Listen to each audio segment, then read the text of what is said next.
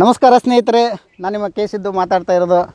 ಸ್ನೇಹಿತರೆ, ಇವತ್ತಿನ ದಿನ ನಿಮಗೆ ಇನ್ನೊಂದು ಹೊಸತನ ಒಂದು ವಿಡಿಯೋವನ್ನು ತೋರಿಸ್ತಾ ಇದ್ದೀನಿ. ಸ್ನೇಹಿತರೆ, ನಾನು ನಮ್ಮೂರಿಗೆ ಬಂದಿದ್ದೇನೆ.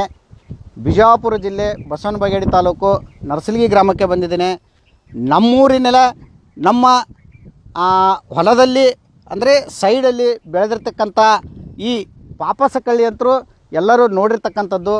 ಆ ಪಾಪಸ ಕಳ್ಳಿಯ ವಿಶೇಷತೆಯನ್ನು ನಿಮಗೆ ಸ್ವಲ್ಪ ಹೇಳಬೇಕಂತ ಈ ವಿಡಿಯೋದ ಮುಖಾಂತರ ತಮಗೆ ನಾನು ತಿಳಿಸ್ಕೊಡ್ತಾ ಇದ್ದೀನಿ.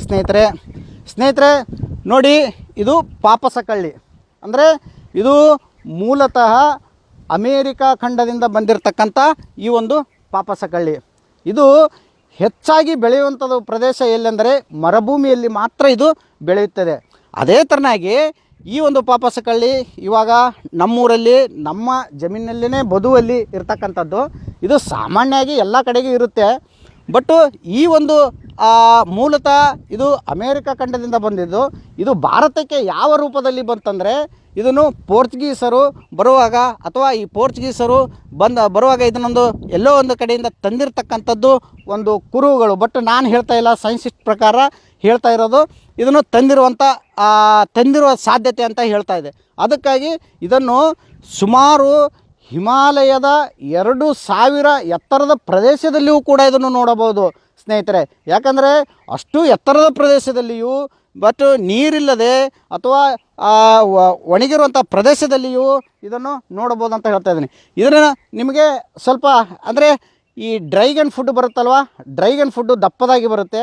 ಬಟ್ಟು ಇದು ಪಾಪಸ ಕಳ್ಳಿ. ಇದು ಚಪ್ಪಟೆ ಆಕಾರದಲ್ಲಿದ್ದು ಚಿಕ್ಕದಾಗಿರುತ್ತೆ. ಸೇಮು ತಿನ್ನಲು ರುಚಿಕರವಾಗಿರುತ್ತೆ. ನಿಮಗೆ ಎಕ್ಸಾಂಪಲ್ ಆಗಿ ತೋರಿಸ್ತೀನಿ ನಿಮಗೆ. ಯಾಕಂದರೆ ಇದನ್ನು ಅಷ್ಟು ಸುಲಭವಾಗಿ ಹಿಡಿಯುವಂಥದ್ದಲ್ಲ. ನೋಡಿ, ಇದು ತುಂಬ ಡೇಂಜರ್ ಆಗಿರುತ್ತೆ. ಮುಳ್ಳುಗಳಿರುತ್ತೆ ನೋಡಿ, ಇಲ್ಲೆಲ್ಲ ಇಷ್ಟೊಂದು ಮುಳ್ಳುಗಳಿದೆ.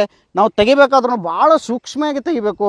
ಮತ್ತು ಇದರಿಂದ ಕೆಲವೊಂದಿಷ್ಟು ಲಾಭಗಳಿದ್ದಾವೆ, ಅದನ್ನು ನಿಮಗೆ ಹೇಳ್ತೀನಂತೆ ಏನೇನು ಲಾಭಗಳಿದೆ ಅಂತ. ಇವಾಗ ಒಂದು ಹಣ್ಣನ್ನು ಮಾತ್ರ ಕಿತ್ಕೊತೀನಿ, ನೀವು ನೋಡ್ತಾ ಇರಿ ಸ್ನೇಹಿತರೆ. ಅದೇ ಥರನಾಗಿ ಅದನ್ನು ತೋರಿಸ್ತೀನಿ ನಿಮಗೆ ಯಾವ ಥರನಾಗಿರುತ್ತಂತ. ಬಟ್ ಕಿತ್ಕೋಬೇಕಾದ್ರೂ ಭಾಳ ಸೇಫ್ಟಿಯಿಂದ ಕಿತ್ಕೋಬೇಕು. ಸಣ್ಣ ಸಣ್ಣ ಮುಳ್ಳುಗಳಿರುತ್ತೆ. ತಿನ್ನಬೇಕಾದ್ರೂ ಕೂಡ ಚಿಕ್ಕ ಚಿಕ್ಕ ಮುಳ್ಳುಗಳಿರುತ್ತೆ. ಭಾಳ ಕೇರ್ಫುಲ್ಲಾಗಿ. ಯಾಕಂದರೆ ಈ ವಿಡಿಯೋ ಮುಖಾಂತರ ನಿಮ್ಗೆ ತಿಳಿಸೋದೇನೆಂದರೆ, ನಾನು ಇದನ್ನು ಮಾಡಿದ್ದೀನಿ ಅಂದ್ಬಿಟ್ಟು ಇಮಿಡಿಯೇಟ್ಲಿ ಎಲ್ಲಾದರೂ ಸಿಕ್ಕರೆ ಹೋಗಿ ತಗೊಂಡು ಅಷ್ಟು ಬೇಗನೆ ತಗೊಂಡು ತಿನ್ನಲಿಕ್ಕೆ ಹೋಗಬೇಡಿ. ಯಾಕಂದರೆ ಡ್ರೈಗನ್ ಫುಡ್ಡು ದಪ್ಪದಾಗಿರುತ್ತೆ, ಚೆನ್ನಾಗಿರುತ್ತೆ. ಬಟ್ ಅದಕ್ಕೆ ಮುಳ್ಳುಗಳಿರಲ್ಲ ಡ್ರೈಗನ್ ಫುಡ್ಗೆ. ಈ ಪಾಪಸ್ಗಳಿಗೆ ಸಿಕ್ಕಾಪಟ್ಟಿ ಮುಳ್ಳಿರುತ್ತೆ. ತೋರಿಸ್ತೀನಿ, ಹಾಗೆ ನೋಡ್ತಾ ಇರಿ ಸ್ನೇಹಿತರೆ.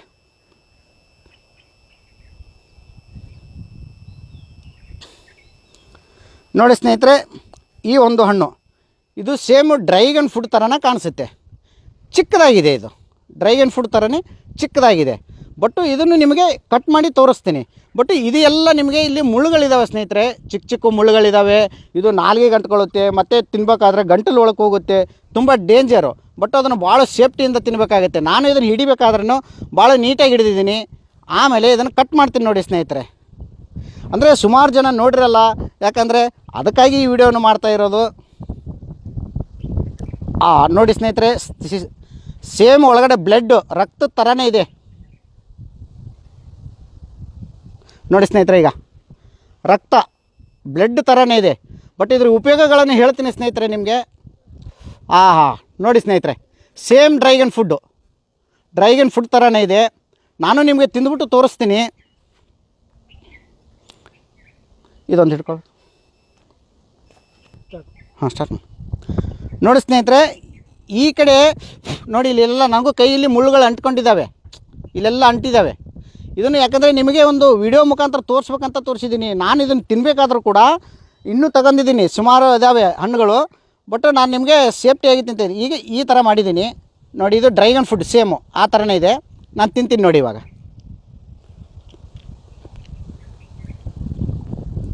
ತುಂಬ ರುಚಿಕರವಾಗಿದೆ ಸ್ನೇಹಿತರೆ, ತುಂಬ ರುಚಿಕರವಾಗಿದೆ. ಮತ್ತು ಇದರ ಲಾಭಗಳನ್ನು ಕೂಡ ನಿಮಗೆ ತಿಳಿಸ್ಕೊಡ್ತೀನಿ ನೋಡಿ. ಒಳಗಡೆ ಸಣ್ಣ ಸಣ್ಣ ಬೀಜಗಳು ಇದ್ದಾವೆ ಇದ್ರ ಒಳಗಡೆನೂ ಕೂಡ.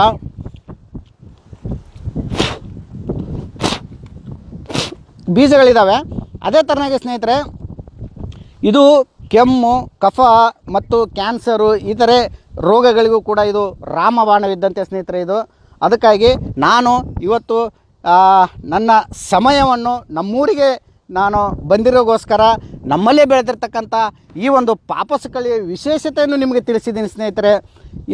ಯಾರಿಗಾರು ಇಷ್ಟ ಆದರೆ ಶೇರ್ ಮಾಡಿ ಸ್ನೇಹಿತರೆ. ಇನ್ನೂ ಕೆಲವೊಂದಿಷ್ಟು ಜನಿಗೆ ಇದು ಅನ್ವಯ ಆಗಲಿ, ಮುಟ್ಟಲಿ, ನೋಡಲಿ ಅಂತಕ್ಕಂಥ ಕೇಳಿಕೊಳ್ಳುತ್ತಾ ಸ್ನೇಹಿತರೆ, ಇವತ್ತಿನ ಈ ವಿಡಿಯೋವನ್ನು ಇಲ್ಲೇ ಮುಗಿಸಿ ಮುಂದಿನ ದಿನ ಮತ್ತೆ ಇಂಥದ್ದೇ ಯಾವುದರ ಒಂದು ವಿಶೇಷತೆ ಇದ್ದರೆ ನಾನು ನಿಮಗೆ ಮತ್ತೆ ತಿಳಿಸ್ತೀನಿ ಸ್ನೇಹಿತರೆ. ಎಲ್ರಿಗೂ ನಮಸ್ಕಾರ.